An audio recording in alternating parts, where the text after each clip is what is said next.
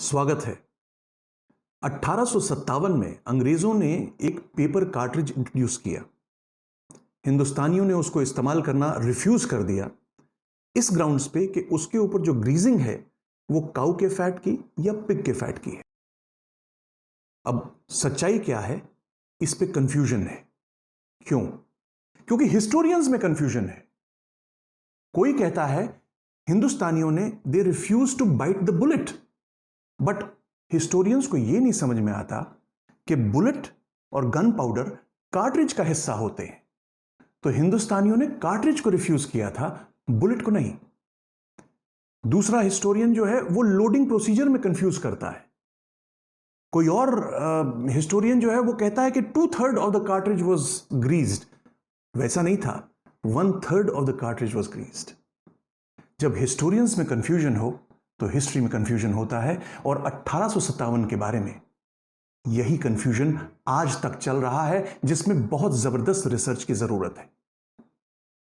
आगे चलते हैं और आपको आगे की कहानी सुनाते हैं उस कार्ट्रिज की, जिस कार्ट्रिज ने 1857 के गदर को जन्म दिया था।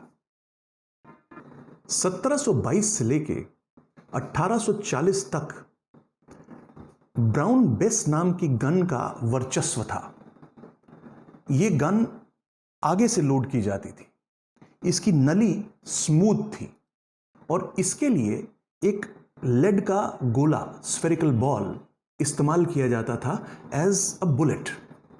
और जो कार्ट्रिज था वो कारतूस, वो पेपर का कार्ट्रिज होता था, जिसके अंदर सबसे नीचे जो स्फेरिकल बॉल था लेड का वो होता था, और उसके ऊपर गन पाउडर होता था।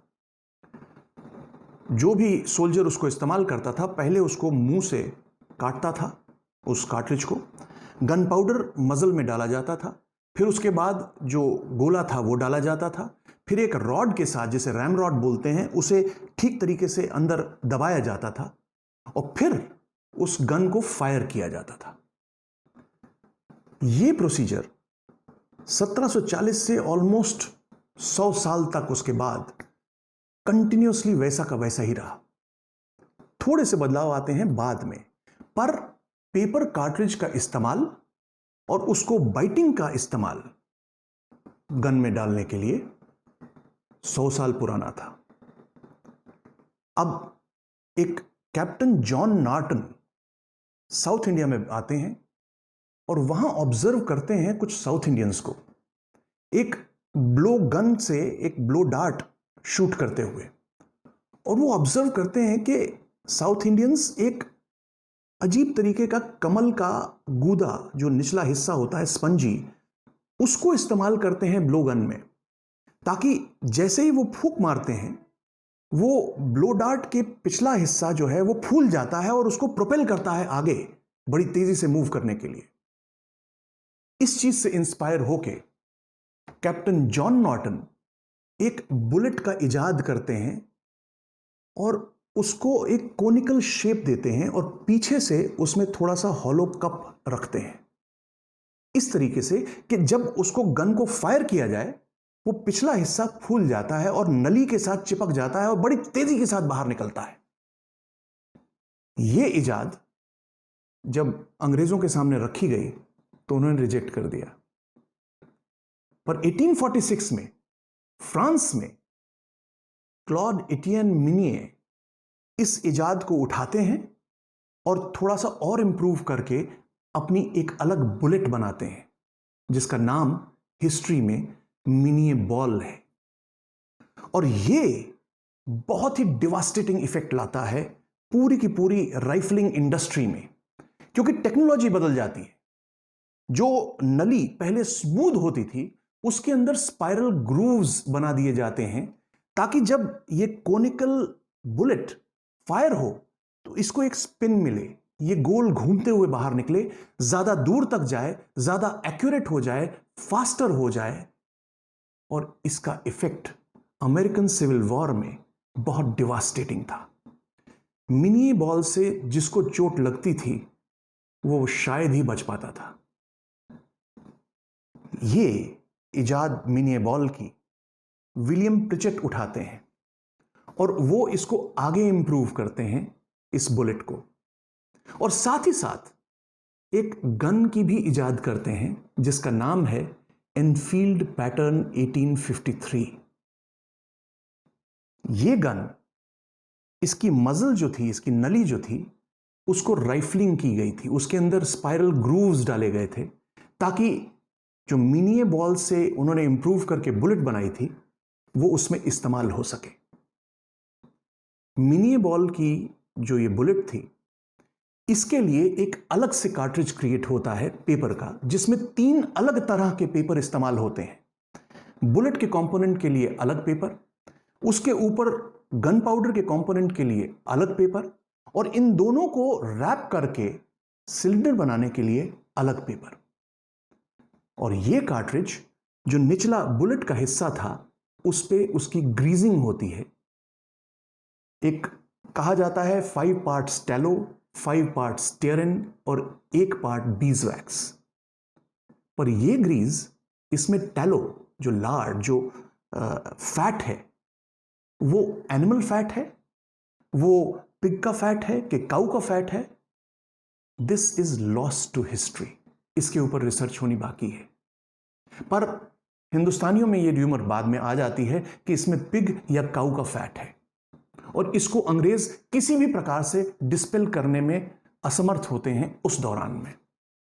पर यह कार्ट्रिज जो विलियम प्रिचेट की गन के लिए इजाद होता है, ये फ्रांस में भी इस्तेमाल होता है, बेल्जियम में भी इस्तेमाल होता है, और इसी तरीके से स्विट्जरलैंड में भी इस्तेमाल होता है।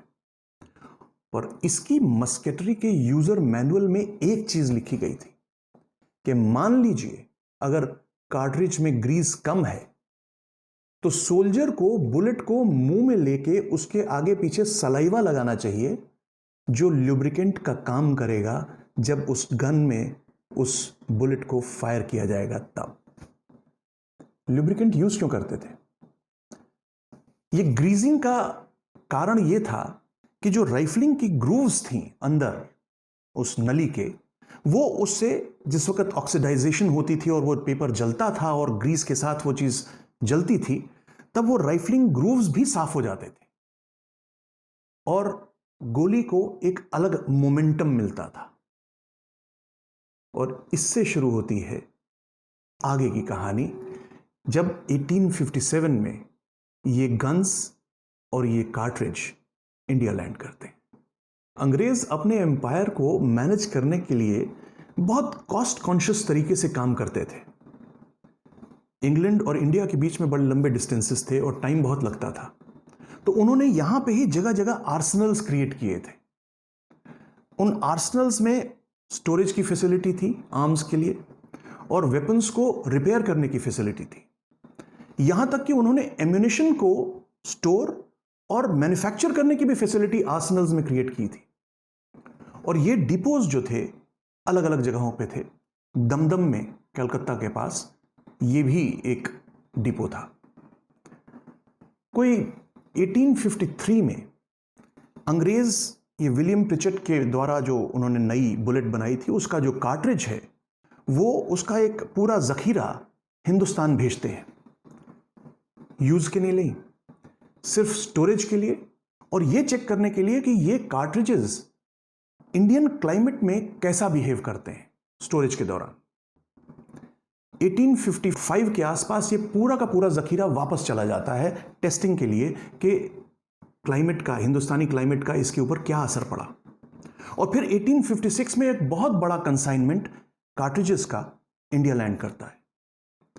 उसके साथ ही कोई 12,000 के करीब राइफल्स भी इंडिया पहुंचती हैं अलग टाइम के ऊपर। और ये सारी राइफल्स और ये कार्ट्रिजेस ये स्टोरेज में होते हैं या उन जगह पे पहुंचाए जाते हैं जहां ट्रेनिंग होती है, पर यूज के लिए सैनिकों को रिलीज नहीं होते हैं। और याद रहे कि ये जो 1856 में कार्ट्रिजेस का जखीरा आया था ये अनग्रीस था। क्यों?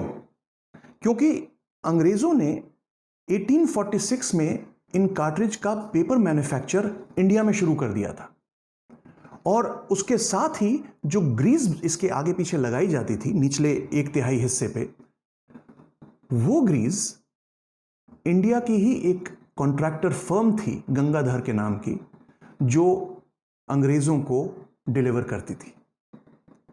तो आइडिया ये था कि कार्ट्रिजेस यहां आएंगे और उसके बाद ग्रीजिंग इंडिया में होगी। पर यह र्यूमर कि इसमें पोर्क फैट है इस ग्रीस में, या पिग फैट है, या काऊ फैट है, ये कहां से आई, ये कब आई, इसके बारे में थोड़ा सा हम आगे एक्सप्लोर करते हैं। पर आगे चलने से पहले जरा आपको यह बता दूं कि हिस्टोरियंस कितना कंफ्यूज होते हैं और कितना आगे कंफ्यूज करते हैं। J.A.B. पामर अपनी किताब में लिखते हैं कि जो एनफील्ड फैक्ट्री थी वहां पे इंग्लैंड में, वो ग्रीस बना रही थी जिसमें ये टैलो का प्रॉब्लम था। पर मजे की बात यह है कि एनफील्ड की फैक्ट्री सिर्फ बंदूक बनाती थी, जो ग्रीस बनाते थे वो रॉयल लैबोरेटरी थी जो एक अलग जगह वुलविच के नाम की थी, वहां पे होता था। जब हिस्टोरियन खुद कंफ्यूज होगा तो हिस्ट्री भी कंफ्यूज होगी।